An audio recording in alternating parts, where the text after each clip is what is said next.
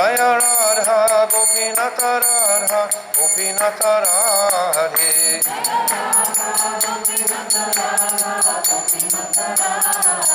Jaya Radhe Jaya Radhe Jaya Radhe Jaya Shri Radhe.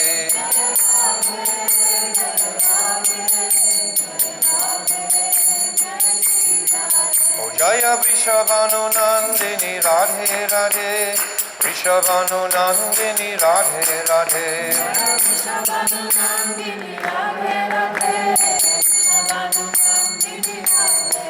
O Radhe Radhe Radhe Radhe Radhe Radhe Radhe Radhe.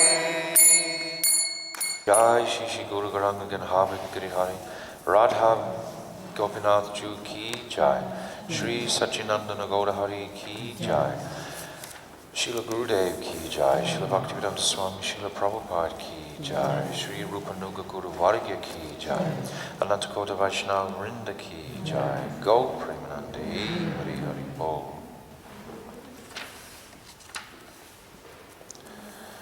Om Agina Timirandasya Gyanam Jala Shalakaya Chakshu Unmilitam Jena Tasmai Shri Guruve Namaha. Guruve Gaura Chandraya Radhikaya Tadalaye Krishnaya Krishna Bhaktaya Tarabhaktaya Namo Namaha. Bhaktya Vihina Aparada Lakshay Shittascha Karmadi Taranga Mahadye Kripa Maitvam Sharanam Prapana Brinde Namaste Charana Ravindam Bhajami Radham Aravinda Netram Smarami Radham Madhurashmitasyam Vadami Radham Karuna Baradram Tato Mamanasti Katina Chapi. I first of all offer millions and millions of Dandavat pranams unto the lotus feet of my most beloved Gurudev, Nitya Lila Pravishta Om Asto Tarazara Shishimad Srila Bhaktivedanta Narayan Goswami, and the same again millions of millions of times unto the lotus feet of our beloved Nitya Lila Pravishta Om Asto Tarazara Shishimad Srila Bhaktivedanta Swami Srila Prabhupada, and all the Vaishnava and Vaishnavi devotees of the Lord. Dandavat pranams. So, again, we're reading from Venu Gita, continuing our discussion on Srimad Bhagavatam, and this aspect of Srimad Bhagavatam is collectively called the Ashraya. This is the 10th stage, and this is described as the transcendental summum bonum. So we've referenced throughout, particularly yesterday with the Chatushloki, what is that summum bonum, what is that rahasya, what is that confidential mystery of the Bhagavatam, and that confidential mystery is devotional service. And here we see it most exemplified in the pastimes of the gopis of Braj.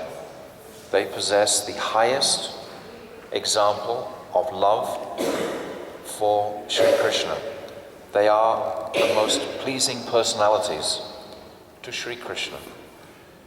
Krishna spends 12 hours every day with the gopis. He loves the cowherd boys, but he leaves them for 3 or 4 hours every afternoon and just goes behind a tree, and they're all waiting for him to come out, and then he disappears to Radhakund, with maybe Subal sometimes comes, Madhu Mangal, but basically he just leaves them. He leaves Mother Yashoda, and Nanda Baba has a very poignant parting every single morning. He walks out to the pasturing grounds, and they run after him and, give him different things, and then run after him again. Mother Yashoda blesses his body with different mantras, protect him from all the demons, and then he tries to go away again, and then again she rushes after him, and finally he turns around and instructs her to make him a nice milk preparation and send it with Danishta Saki to the forest for his lunch, and tells Nanda Baba to make him some more of these danguli sticks for their game that they play. So he gives them some savor, so he stops them. But he leaves them every day. He leaves everybody except the gopis. And the gopis, if we look through the Astakaliya Leela, the different paharas of the day, we see that 12 hours of the day, in the Ratri Leela, he's with Radha and Krishna. In his Shanta Leela, he's with Radha and Krishna. The Madhyana Leela, he's with Radha and Krishna. And the Madhyana and the Ratri Leela are 3 times as long as the other pastime paharas. So we see like that his affection for the gopis. Why? Because they've given their hearts to him fully. They fully embrace him with totally selfless, loving sentiments. So this inspires the Lord more than anything else. Of course, Mother Yashoda is totally selfless and the other cowherd boys, but Krishna is most inspired by his pastimes with the gopis. And we see here on these pages the hearts of the gopis. Basically, this Venu Gita we're seeing as it's unfolding is just revealing the gopis' heart. That's what it is. And in their description and affection for Krishna in particular, this intoxicating sound of his Venu and how it's affecting everyone. So today we've come to verse 12 on page 85, and now we're going to discuss how this affects the demigoddesses and the demigods themselves. This sound vibration reaches through to Swagaloka. So, Krishnam niraksya vinatotsava rupa shilam Shrutva chatat kvanita venu vikirti gitam Devyo vimana gatayas paranuna sara Prasyat prasuna kabara mumuhur vivarhya. Translation. O Saki, when the wives of the Devas, demigods, see Sri Krishna and hear his enchanting Venunad, they become completely infatuated by the force of Cupid. After all, he attracts the hearts of all adolescent girls, being a treasury of all beauty for them, and bestows upon them supreme bliss with his sweet form, qualities, and unique nature. The flowers binding the Devas' braided hair fall out. Their saris slip from their waists, and they fall unconscious into the laps of their husbands in their heavenly airplanes. So this is the effect. So reading from the Ananda Vardhini Vyakya by Srila Gurudev, the commentary that increases pleasure. The gopis, overwhelmed with intense love for Sri Krishna, have now become extremely restless to meet with him. They feel that their only goal in life is to serve Krishna, and their only concern is how to achieve his seva. So never be confused thinking that the gopis are thinking of their own relish in their association with Krishna. They're thinking to please Krishna. When Krishna plays his flute at the beginning of the Rasa Leela, Srila Gurudev has described, the sound that the gopis are hearing is that Krishna is saying, I will leave my body unless you come quickly and pacify the calm of my heart. It's described in one place that the gopis are constantly absorbed in a meditation of how to pacify Krishna's calm, Krishna's transcendental lust, how to satisfy that. So they're constantly absorbed in that topic alone. How can we pacify Krishna's amorous desires? This is their seva. In this condition, if they see anyone with even a faint sign of relationship with Krishna, they think him to be extremely blessed. This is also just like Sri Radha. Sri Radha, if she detects that one Saki has a particular heightened anurag for Krishna, she'll go and beg that Saki to please go and offer this to Krishna. Krishna will be looking for that. So they're looking only to serve, to please Krishna.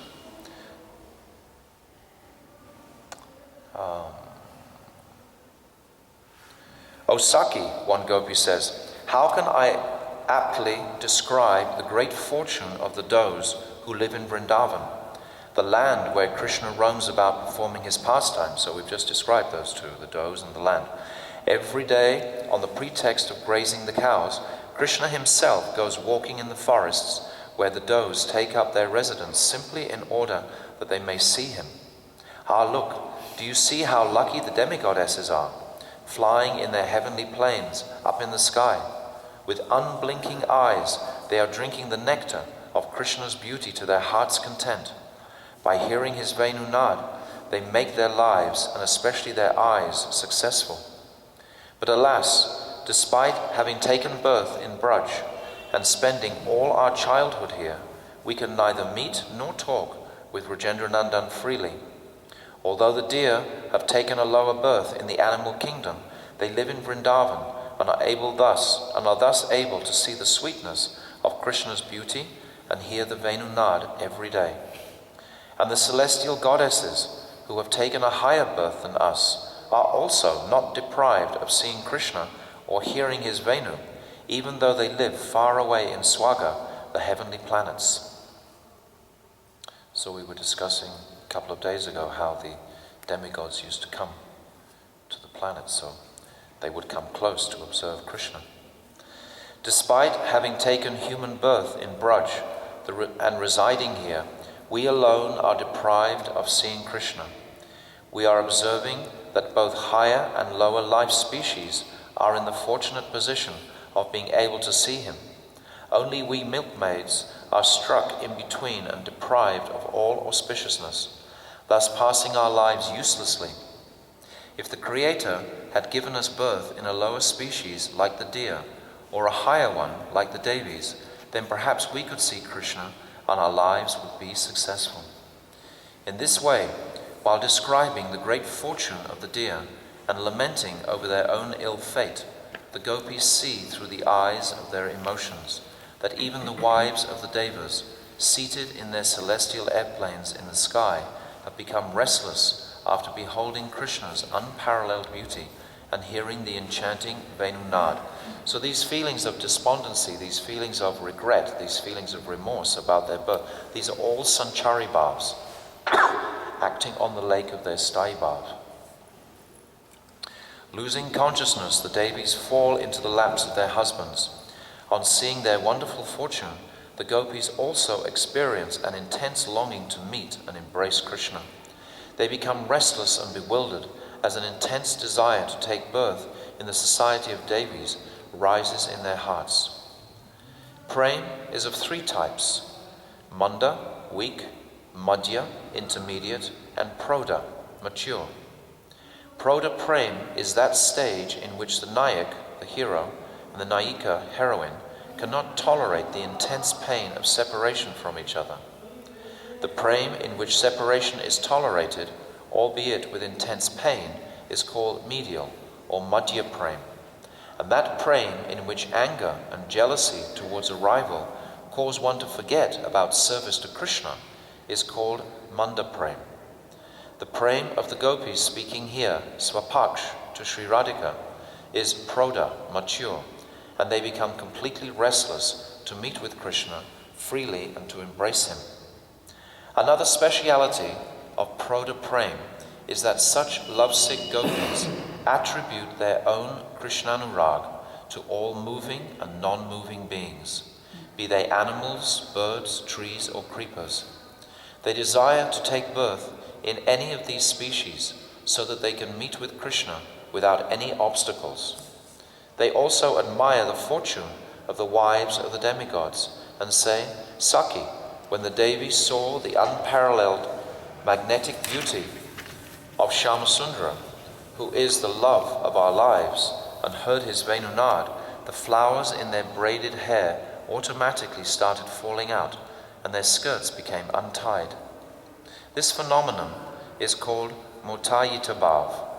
Srila Rupa Goswami Pad explains in the Sri Ujjvala Nilamani 1147, Kanta Smarana Vartando Hriditad Bhava Bhavata Prakyatyam Abhilasyasya Motayitam Udirite.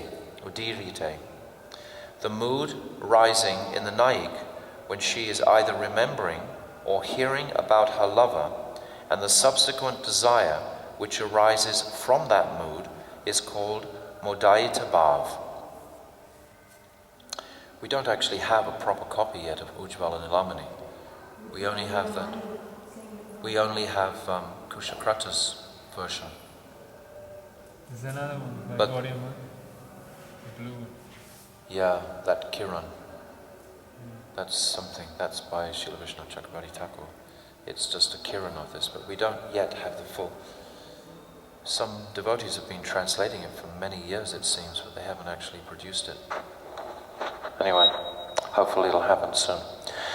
The gopis attribute their own deep love for Sri Krishna to the Devis, and on seeing their good fortune to behold Krishna without any obstacles, the Braj Sundaris desire in their hearts to also take birth as heavenly goddesses.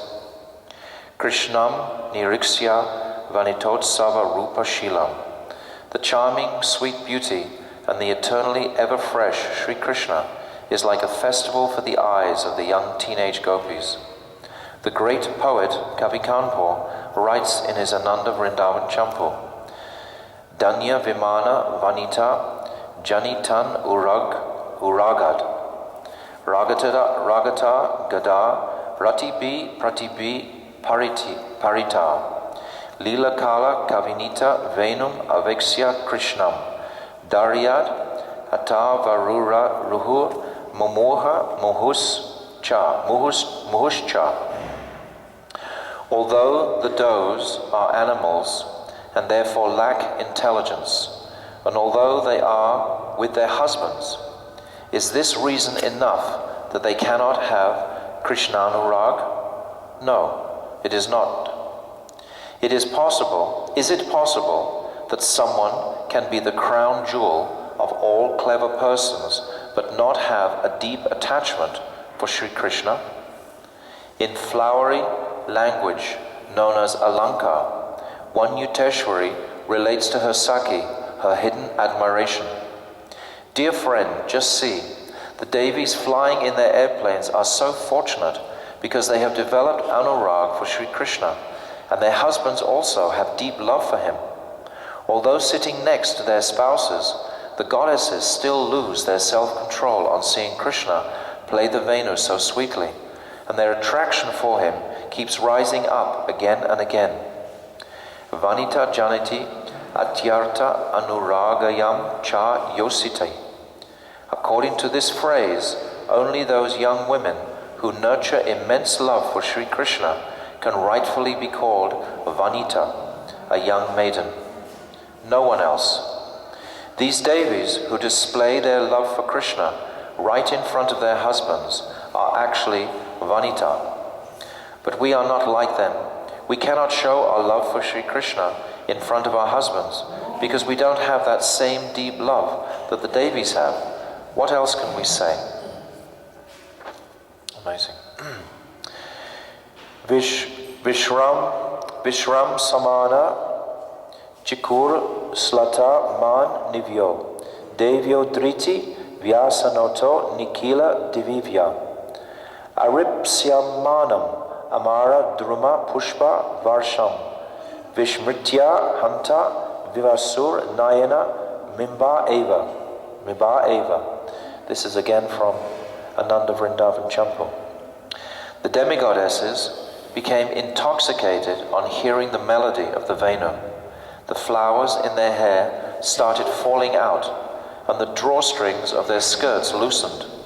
They had been showering flowers from desire trees upon Sri Krishna, but becoming intoxicated with joy, they forgot that and instead showered tears of love. Vinotsava Rupa Shilam. Our Krishna, who adorns his head with a peacock feather, bunches of various kinds of flowers, and fresh mango leaves, who wears a karnikar flower in his ear, and whose pitamba shines like gold, is the best of dancers and the crest jewel of lovers. If any Vanita sees him, she will surely become intoxicated and go completely mad. Not only that, Saki, when dusky complexioned Sri Krishna vibrates a note on the flute, the Devi starts suffering from the urge of calm. Shutva chatat kavanita venu vivikta gitam. On hearing the attractive Venunad, the demigoddesses forget their chastity. Only for women smitten with anurag are Sri Krishna's incomparable beauty and enchanting Venu Nad like a festival of joy. There is not even one single impassioned female in the entire world who will not get intoxicated upon tasting the nectar of Sri Krishna's beauty or hearing his melodious musical notes. His smiles, laughter, speech, glance, and mannerisms are completely irresistible to one and all. Whosoever comes in contact with Krishna becomes his. On seeing the matchless beauty of Manmata Sri Krishna, the Cupid of Cupids, and hearing the music from his poisonous flute, the Devis sitting in their heavenly airplanes suffer from the great fever of calm, lose their self-control, embrace their husbands and faint. On seeing the condition of their wives, who are suffering from calm due to Krishna Prem, the demigods, rather than feeling jealous, admire their wives' loving mood. Just like the doe's husbands, not only do the demigods praise their wives' Krishna Prem, they actually encourage them. Srila Vishwanath Chakravarti Thakur writes in his commentary, "The gopis reflect, we are gopis and Krishna is a gopa. Even so, we don't have as much love for the lotus feet of Sri Krishna as the Devis have. They belong to the species of demigods. Although Krishna is not a deva but a human, these Devis have such deep love for him. Despite being goddesses, they have made their eyes successful. This is indeed very astonishing. Our eyes, bodies, and intelligence are all completely wasted because we don't get to associate with Krishna. Suffering in separation and ardently yearning to meet with Krishna, the gopis are lamenting, speaking many different witty remarks, alap, of this nature. Prasyat prasuna kabara mamohur vinivya. The flowers woven in their hair fall out. The drawstrings of their skirts come loose, and they faint and fall into the laps of their husbands. Serving their wives, the Devas say, "O Devi, you are so blessed. We also love Sri Krishna, but the love within us does not overflow like yours." Situated in Mahabhav, the most mature stage of love, the gopis pleasantly continue their love-crazed talks, samlap. Just as Sri Chaitanya Mahaprabhu saw Chatak Parvat as Govardhan, the sea as Jamuna, and any forest as Vrindavan, each and every object stimulates Krishna Prem in the gopis' hearts. In reality, this dry stick of bamboo, the Venu, who is drinking Krishna's Adamrita, is not actually a breathing, living person. The gopis, however, possess extreme affection for Prem Devata Krishna, their god of love, and see that bamboo stick as their rival. In the same way, the Devas and Devis sitting in their plains delight their eyes by beholding Krishna, but in reality, they can never taste the nectar of Krishna's love the way the gopis do. Even Lakshmiji is not qualified to enter Vrindavan and taste the nectar of Prem like the gopis. And the Dvijapatnis, the wives of the Mathura Brahmanas, who are more qualified than the demigoddesses, are also unable to enter Vrindavan and savor the sweet, enchanting beauty of Rasik Shekhar Natavara Nagara, Sri Krishna, the topmost dancer and enjoyer of love. So Gurudev is very beautifully reminding us through the gopis' lament and their various sanchari bhavs of remorse that they can't take birth as Devis. And he's reminding us of their remarkable, astonishing fortune, how they get to be embraced by Sri Krishna directly during that night of Lord Brahma, the Rasa Leela. And of course those Rasa Leela nights are so long, and there are many evenings or nights where the gopis, they dance with Krishna in such an abandonment way. But still the nature of prem is that it's ever fresh. It's always going to another place. It's not that they're thinking, oh yes, we've had that wonderful experience. Its nature is so dynamic that its thirst is just increasing more and more to have more association with Krishna. So this prem in the spiritual realm is an unending escalation of sweetness, just moving more and more, never static, always ecstatic. The gopis attribute their own bhavs to anything and everything that is even remotely connected to Krishna, and they admire its fortune. They desire to take birth as animals, birds, and even creepers or trees, to be able to meet Krishna to their heart's content without any obstacles. The gopis are really feeling that they really want to take these lower births.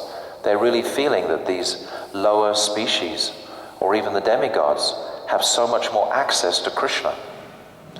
From early childhood, the Brajaramanis had a natural affinity and love for Sri Krishna, because they are all the direct expansions of his internal energy, Kaya Vyuha, of Swarup Shakti.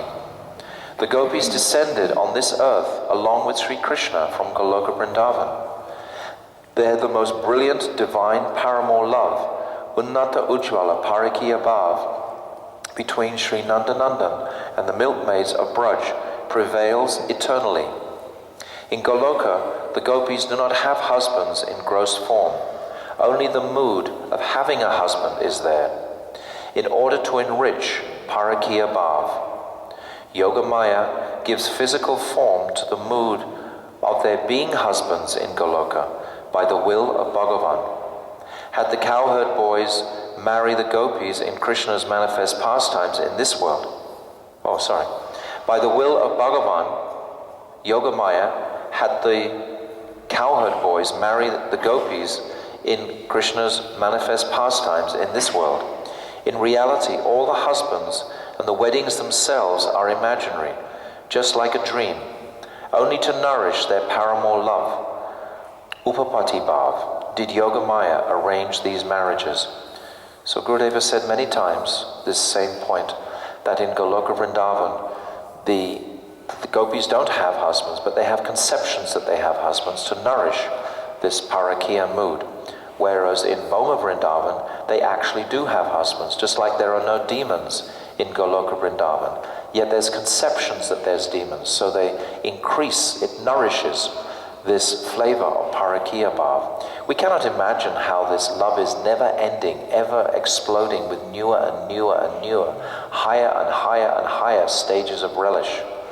How can we imagine that? But at least we can contemplate it, we can appreciate it, we can honor it, we can pay reverence to it, we can worship it, we can adore it, we can follow in the wake of these gopis. This is our path. Raga Nuga, following the Raga Atmikas. These are descriptions of the Raga Atmikas. So this is the conclusion of Srimad Bhagavatam. The highest conclusion. It's not that the conclusion of Bhagavatam is to get on a flower plane and go to Vaikuntha Loka.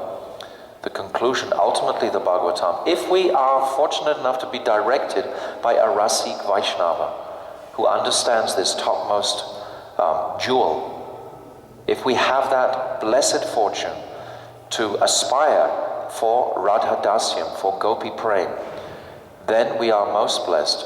But it's very, very, very, very rare. It's not common at all. Just because we have a group of people, a Sangha, that talk about it quite regularly, don't think that beyond the boundaries of this Sangha that everyone else is actually discussing all these moods. They're not. They're not. They're not privileged because they didn't have that opportunity to serve such a personality, to give them shiksha, to give them guidance, because as we've discussed almost every night, with our understanding of Shastra, all the conclusions are only leading here. We've said so many times this verse, Vikriditam Brajavatu Viyatam Ja Vishnu.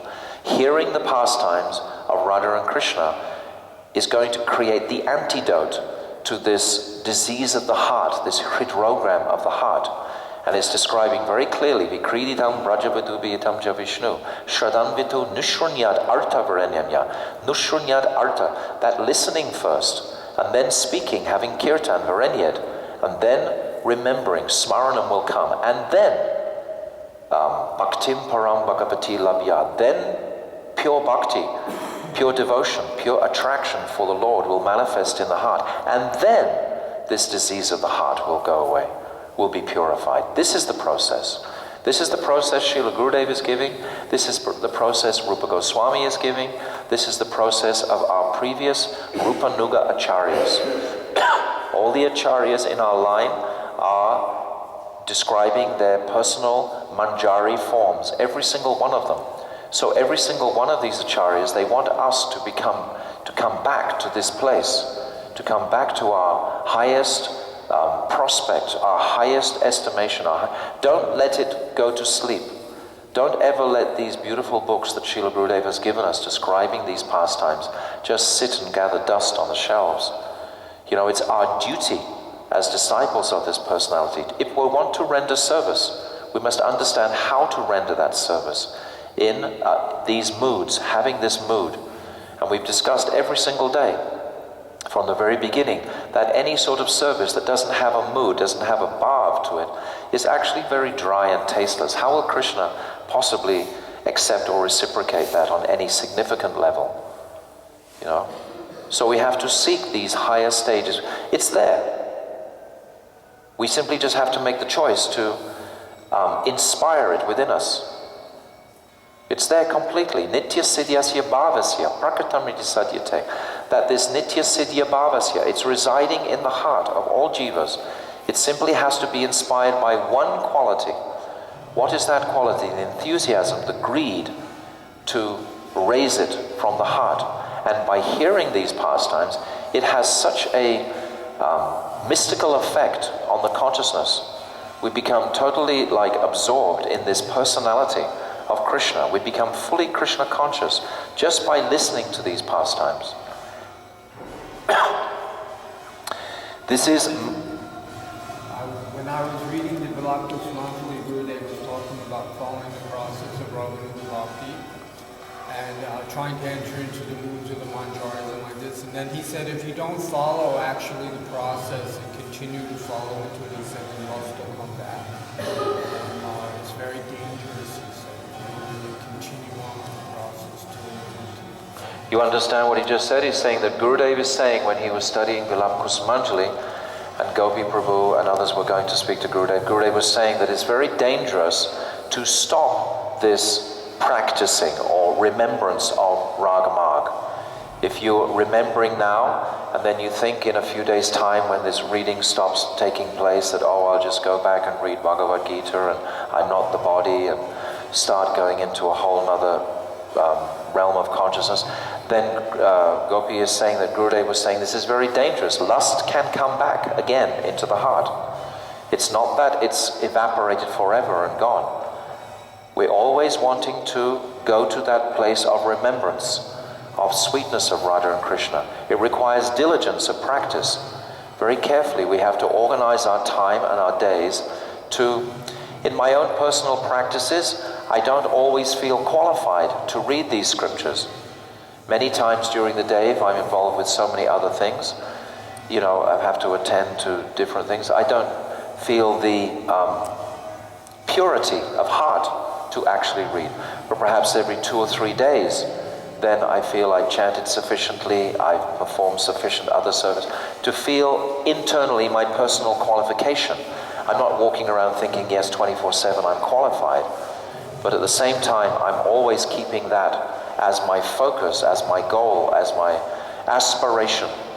And if I go for more than 1 or 2 or 3 days and haven't touched these scriptures, then a whole nother sort of state of consciousness starts to manifest. It's like if you don't chant for 2 or 3 days, you start to believe that this material world is an actual reality, that I really do have genuine material problems, that I really have to go and attend to, that I really have to go and, you know, make money and this and that and the other. You start to believe it if you don't keep the practice up. And then this interaction with the material energy will only lead to one place of consciousness, and that's lust. Somehow or other, some lust for enjoyment. This davanala, this fire of enjoyment, is rampant in every part of the world. Even amongst the Brijbasis' homes who are not worshipping folly, they're blazing in this fire of davanala. It's raging everywhere. The fire, what is that fire? Clearly, it's to exploit the material energy. Oh, I want a new television, I want a new car, I want a new dress, I want a new this, that, the other, better education for my children. This firm belief and conviction in material success and happiness. This is called davanala. This is lust for material pleasure. How possibly can the spirit soul enjoy anything materially? The soul is pure spirit. How can pure spirit ever actually enjoy matter? It can't. It has to go into illusion. And what is the illusion? The illusion is the false ego. What is the false ego made up of? It's made up of pride. It's the antithesis of humility. It's the opposite. That's the stage of conditioned life.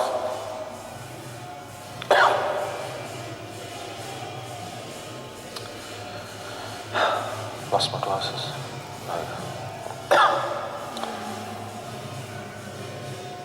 This is Madhurya Lila, Krishna's sweet, human-like pastimes with the cowherd damsel. So when we hear these in this sort of format, just continually through, I'm just reading without even stopping, our whole consciousness completely be submerged in Vrindavan Dham, in Krishna's sweet pastimes. We can hold those. In it, the mood of majesty, Aishwarya Bhav, is completely covered. So we've described this quite a few nights. It's not that it's vacant in Braj. It's drowned by so much more Madhurya. Aishwarya is there, but it's drowned. Simultaneously, we should also know what is that Aishwarya personally. That Krishna is the Supreme Personality of Godhead. But then again, something else will rise to say, but actually I prefer him as the mood of Brajendranandan Sri Krishna. But still we have that mood of honor. If we don't have the mood for honor for Sri Krishna in all aspects, then there may become a time when we're very much... I've seen devotees. It's almost like sahajya. They think that they're so advanced hearing these different pastimes, and then just start to sort of chatter about them. But they don't have any honor. They're not holding them in sufficient... these pastimes of the gopis are the most sacred. Niravadya. Na paryaham niravadya. Niravadya means sacred. Samyujam. The gopis' love is so sacred and special. It needs to be put in that proper... It's not a flippant thing.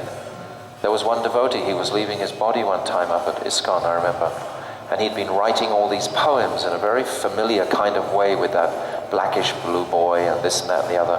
And it was so uncomfortable to listen to, because it was so not grounded in a sort of honoring, in a sort of respectfulness. It has to be, it's like a jewel is set in a beautiful velvet case, a beautiful ornamental case. So this jewel is set in a beautiful way. It has a background of Aishwarya. Ultimately, Purnamasi is there to remind the gopis, sometimes, occasionally. Actually, Gurudev gives a beautiful description, I think, in Raghavan Chandrika. He says that if you take a pot of milk, 200 liters of milk, and you start to boil it, sometimes a little piece of grass comes to the surface. That little piece of grass is compared to Aishwarya. Sometimes that little piece of Aishwarya comes to the surface in their minds, and then they start to sort of consider, is Krishna really God? But then very quickly it goes away. So like this. We have to understand these deeply. If we chant sufficiently, we'll have the qualification to easily understand these topics. Chanting is the key. Chanting is the power. Chanting will give us the eligibility. If we don't chant, we really have no eligibility to enter into hearing these topics. Really. You just won't be able to appreciate or understand them. In it, the mood of majesty, Aishwarya Bhav, is completely covered with the pastimes of ordinary human being, pastimes as ordinary human beings.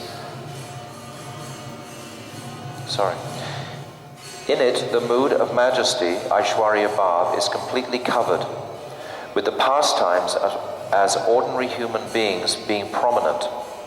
The gopis see themselves as simple, helpless girls, devoid of any mood of majesty. They are completely unaware of Krishna being the Supreme Lord. They are not all-knowing like Paramatma, the Supreme Soul, an indwelling witness, but are innocent cowherd girls, having very simple hearts.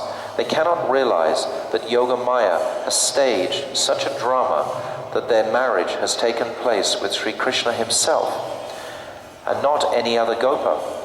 If the gopis were to think that all this was by Yogamaya's arrangement, the mood of majesty would come.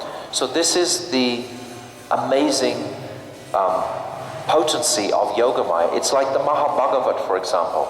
It's like Srila Gurudev. When he took his birth, he wasn't thinking, oh, actually, I'm a pure devotee, but I've been covered by Yogamaya. How could he perform his pastimes genuinely to any degree? Actually, right up until he's leaving this world, he's not sitting there thinking, oh, actually, I'm a Mahabhagavat and I've been covered by Yogamaya, to think that I'm not. Otherwise, how can he actually perform his pastimes in this world? So they are covered by Yogamaya to be thinking that they are just like ordinary human beings. Actually, they're not.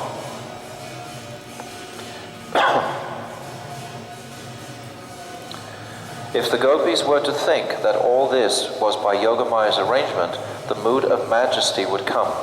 They only consider that although their marriages have taken place with the gopas, their lives, beloved Nandanandan, is everything to them, dearer to them than life itself. For Nandanandan, they sacrifice regard for public opinion, virtuous conduct, self-control, and all other conventions. So we're getting a little glimpse here beautifully into Yogamaya, the potency of Yogamaya, how the gopis are so not knowing anything about their marriages to the gopas as being Krishna, like in the Brahma Vimohan Leela, when Gargamuni and Purnamasi said, oh, now is the best season for marriage, best time for marriage, then Krishna himself married all the gopis. So, of course, the gopis, they have no understanding of this, to keep the whole simplicity of the Leela very sweet and innocent. Otherwise, it just simply wouldn't be real. All their love-filled discussions are in this mood. This is Madhurya Bhav. Narada Muni knows that all the gopis are married to Krishna himself and not to the other gopas. Although this is the truth, what the gopis believe is the complete truth. How amazing is that? Narada Muni, he can see that the gopis have married Krishna. And that, like Uddhav, he's seeing Krishna as the supreme person. But it's not the highest truth. The highest truth is, yes, the gopis did marry other gopas. Gurudev is saying this is the complete truth. Amazing. Narad, Shukadev, Uddhav, and Vyas are all knowing. They understand the real situation. But the gopis have only one bhav. Krishna is my cherished beloved. They understand that Krishna is the only one who has stolen their hearts, and nobody else knows it but them. Under the sway of their hesitancy and shyness, while sitting in their homes, completely absorbed in loving thoughts about their beloved, they try to hide their camphor-like prem within the jewel box of their hearts. Knowing that camphor flies away with even the slightest breeze, they do their best to hide their precious Krishna prem within. They do not understand how to keep it concealed. Gurudev describes in Prem Samput, if we open our hearts in very confidential ways, then these moods that we are relishing internally can just be lost to the wind. So it's also described in Jaivadama when Vijay Kumar, he sees that Spurti and the next of Vrindavan, and the next minute he wants to tell his Gurudev, and then he says, but Gurudev has said no, don't actually tell these things, keep these things confidential. So sometimes we see that devotees, they have the opposite effect. As soon as they see something that makes them tremble or something, immediately they want to rush around and tell the whole world. Why? Perhaps they'll become, their ego, false ego will become more inflamed. So that's the last thing we want.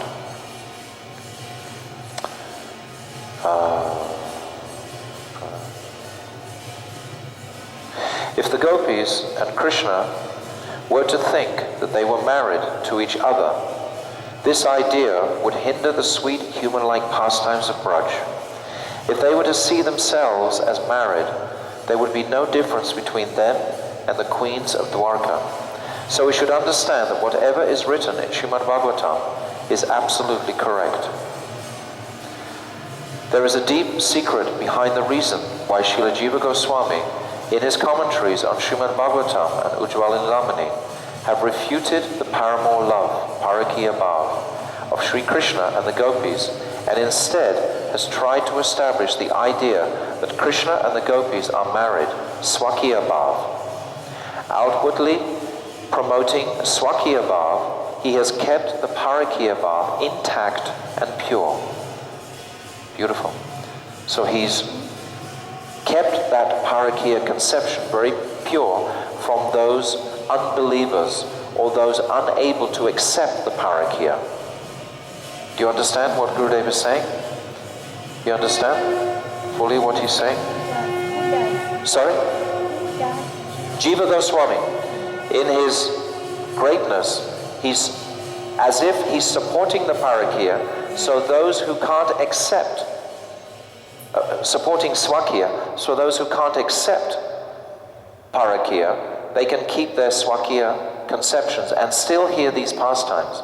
This is such an indication of a great heart of a soul like Jiva Goswami, not trying to berate them, not trying to sort of annihilate a misconception, but saying, yes, yes, stay with that.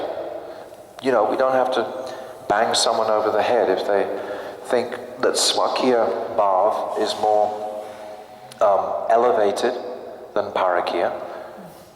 Gurudev was like this. Many times he would just let someone go with a conception until they had actually come to the conclusion of how to purify themselves directly. So we don't always have to be direct in our trying to help each other. Sometimes you let the person just go on in some sort of ignorant state perhaps for some time until they discover for themselves. Gurudev talks a lot about that topic.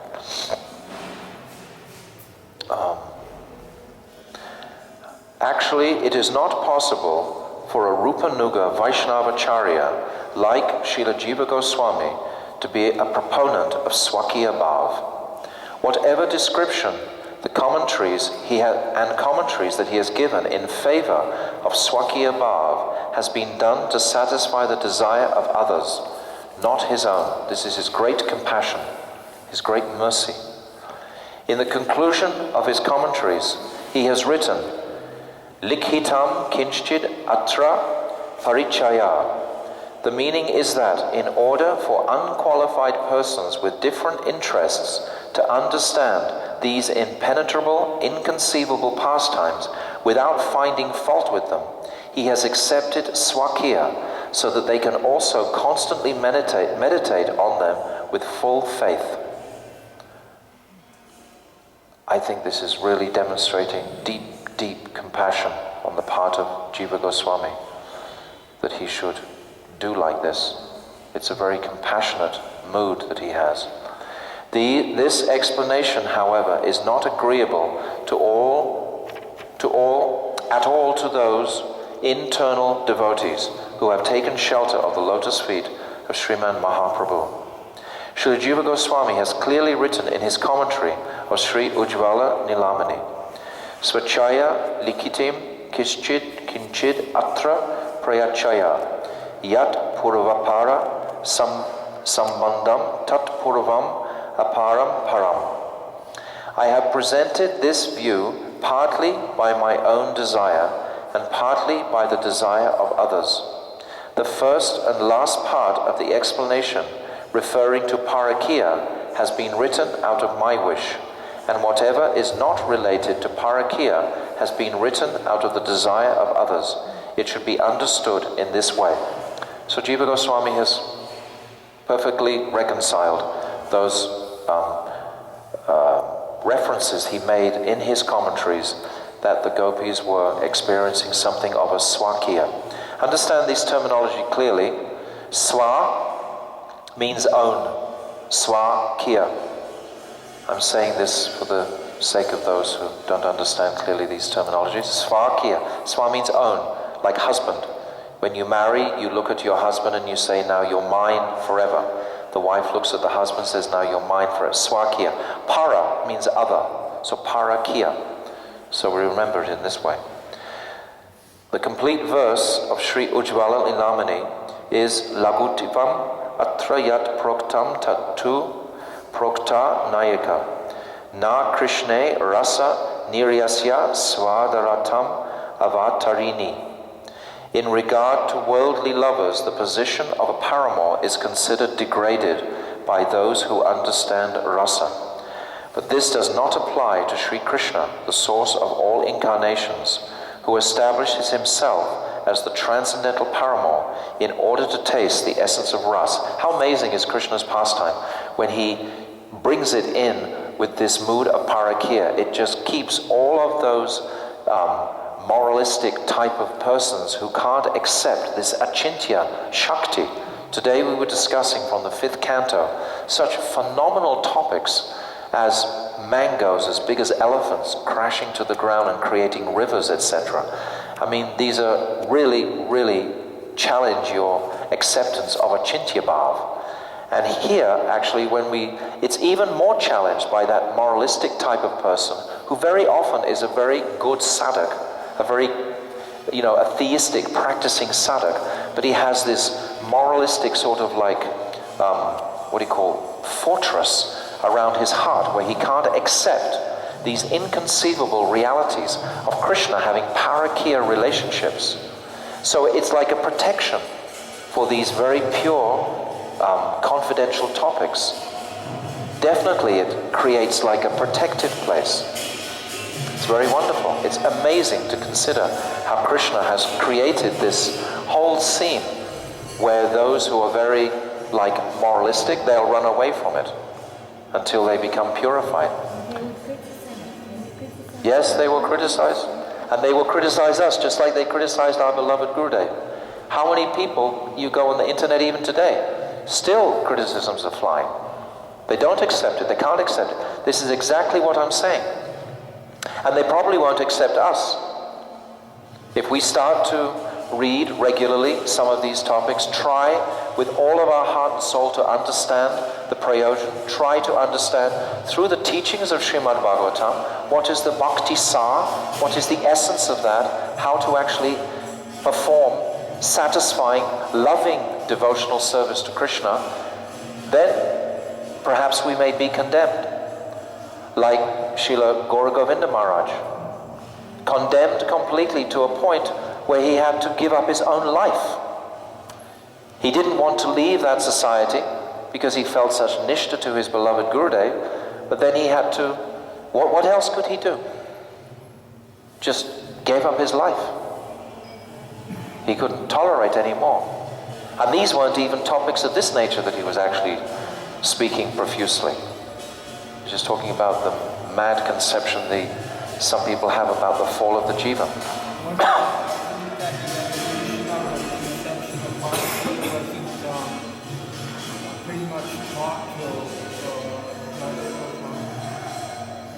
The evolution of the idea of parakiya ras in the previous ages and in this age wasn't really taught. Never. No. It was spoken in veiled language, Gopi is saying, like Jayadev Goswami, Chandidas, etc. Vyachaspati, they spoke in beautiful language referring to these topics. Yes, but it wasn't like, in Puri Dham, this Gita Govinda was sung to Lord Jagannath for such a long period of time. But how many people understood actually what it was saying? Perhaps 1 in a million. who knows? But these actual precepts, they can only be understood ever if we've had the connection with someone who has fully understood them. And we have had that connection. It was his heart's desire that we could catch something of this flavor. What is Raganuga? Who are the Ragatmikas? Who are the gopis? Gurudev wanted this. He wanted this with all his heart and soul. And we also must be very, like the last thing we described yesterday, we must be so pukka in our own lives, in our own achar, in our own practices. We must be beyond repute in all ways if we want any authority to actually give these scriptures, to make them have any impression in the world. Anyone can sit in any place and talk in a very familiar way about all these topics, but if they're not really presented under guidance, Shraddhan Vito means under guidance of that Maha Bhagavad. We're sitting, Gurudev is right behind us here. He's listening to every word we're saying. We should be remembering this. And of course, as I said, the last thing I said yesterday, that the more we can connect with Sri Nam is going to give us a quicker eligibility to enter these topics. If you're not really chanting, if you're not taking that process seriously, what kind of regard do you have for Chaitanya Mahaprabhu? Chaitanya Mahaprabhu also, he gave his entire teachings to this effect, to take to this process the foundation, Nam, daily, especially if we're living in Vrindavan. If we live in Vrindavan, there's no excuse to not really chant, a very respectable amount of rounds or spend time a day chanting, 6 or 7 hours. Because of course the benefits of chanting in Sri Vrindavan Dham are 100 times or even 1,000 times more than if you chant in the West. So we should take advantage of our stay here as much as possible, because it gets difficult in the West. It's in the West, it seems like all of the external energy is pulling us away from Krishna. Whereas the phenomena of living in Vrindavan is everything's pulling us to Krishna. Everywhere you look, every person that you speak to, they're all devotees. They're carrying bead bags, You look across the Jamuna, gopis having pots on their heads. There's udipan everywhere, peacocks everywhere to remember Krishna. So we must maximize however much time we're allowed to stay here and take these things into a solid place in the heart.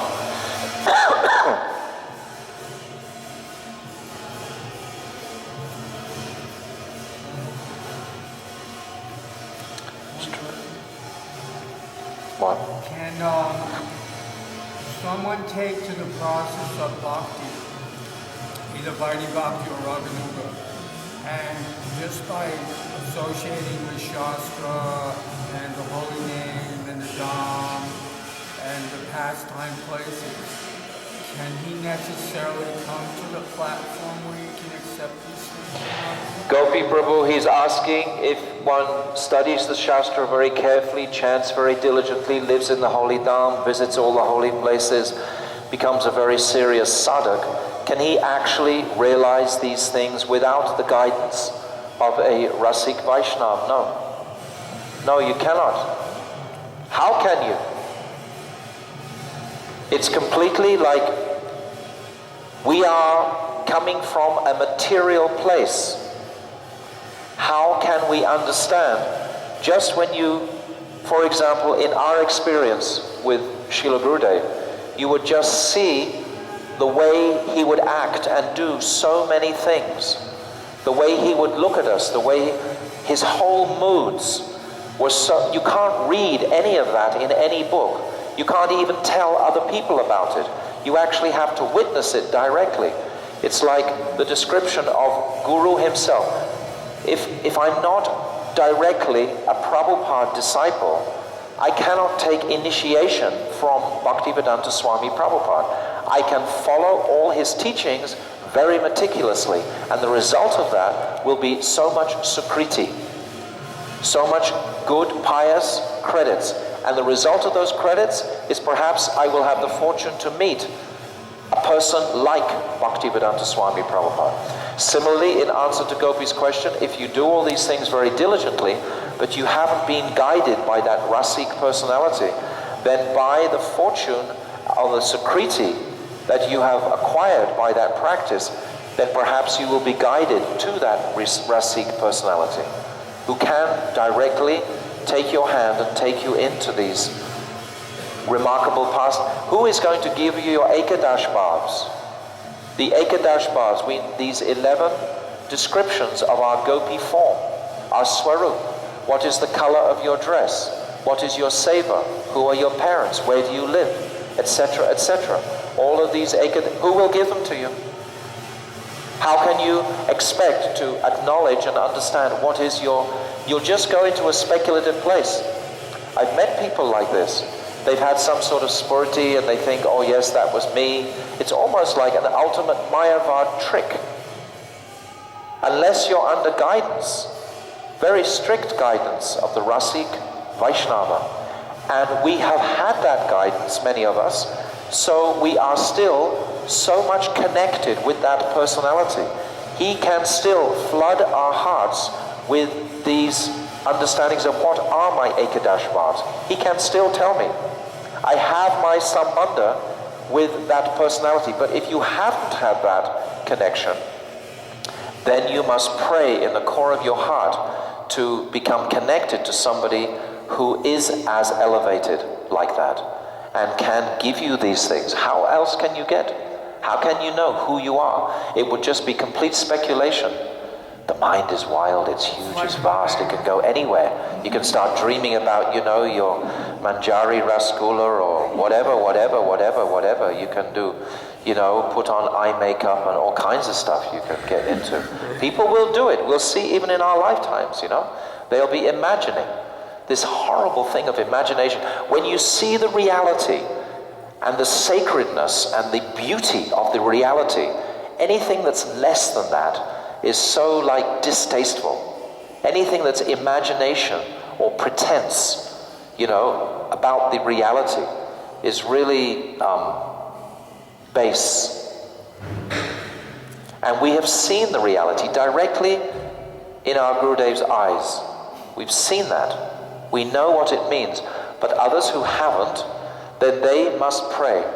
I had a very good friend one time, and they were worshipping a murti of Srila Prabhupada, and they were weeping and weeping, please give me a guru like you.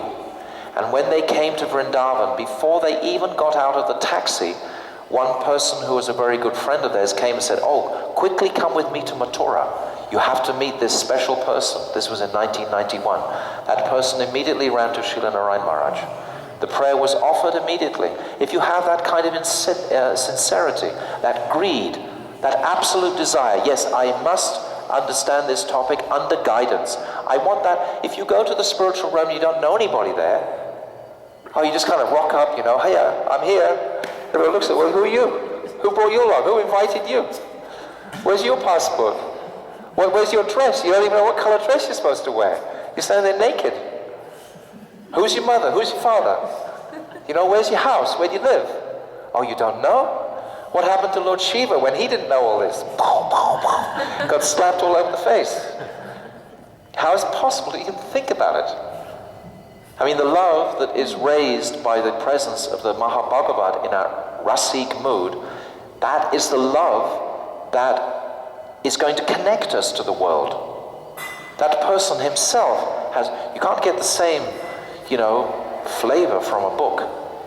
Exactly the same example if you want to be a surgeon and you just read lots of books and you hear lots of people talking about it and you go even to hospitals, but unless another surgeon guides your hand in your first incision across the body with all the blood spurting out, unless he's expert and knows exactly what he's doing, is anyone going to put their body and life under the hands of such a surgeon who's never been trained by another surgeon? Heaven forbid. No way. In the same way, we have to have that personality to carry us into these topics. Okay, look, it's 20 to 6. This particular, I would beg you all to finish reading this. This is a most extraordinary commentary. There's 6, 7 more pages left. It's time for the arti, but this is verse 12. And it gets so thick and beautiful on these deep philosophical points towards the end of this particular one. Gurudev speaks a lot on this verse 12, longer than the other ones. It's really, really good. It's really helpful for our bhakti and understanding what is devotional service. Srila Gurudev ki jai, Venu Gita ki jai, Srimad Bhagavatam ki jai, Shishi Sachinandana Gaura Hari ki jai, Radha Govinda ji ki jai, Gaur Premanandi, Hari Hari Bol. Hare Krishna, Krishna Krishna, Hare Hare, Hare Rama, Rama Rama, Hare Hare, Hare Krishna, Krishna Krishna, Hare Hare, Hare Rama, Rama Rama, Hare Hare, Hare Krishna, Krishna Krishna, Hare Hare, Hare Rama, Rama Rama, Hare Hare, Hari Bol, Hari Bol, Hari Bol, Gaura Hari Bol, Nitai Gaura Hari Bol, Hari Bol, Hari Bol, Nitai Gaura Hari Bol. Sachinandana Gaura Hari ki jai, Radha Gopinath Ju ki jai, Srimati Radharani Vrishabhana Nandini ki jai, Gaura Arati ki jai, Gaur Premanandi, Hari Hari.